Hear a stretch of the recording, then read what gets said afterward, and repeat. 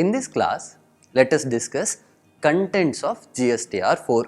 We are talking about contents of GSTR4. In your examination, you have to reproduce 8 points. In your examination, you will have to reproduce your 8 points, out of which first 3 points are normal points which we studied in our previous classes. That is, what are contents?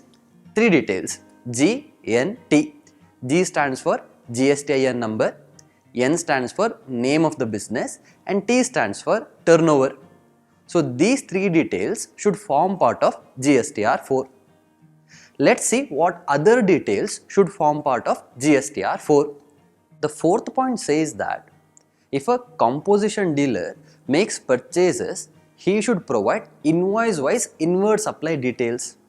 For example, say that I am a composition dealer and I purchased goods from 100 suppliers, 100 different suppliers.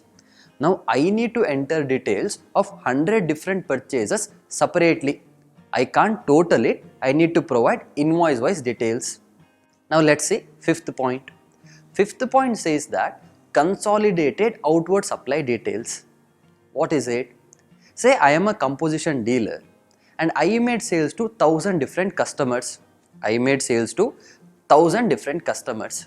Now I need not enter invoice-wise details. I just have to total all my sales amount and provide details in my GSTR4.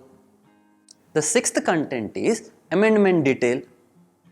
Let's say that I filed my GSTR4 for the previous quarter.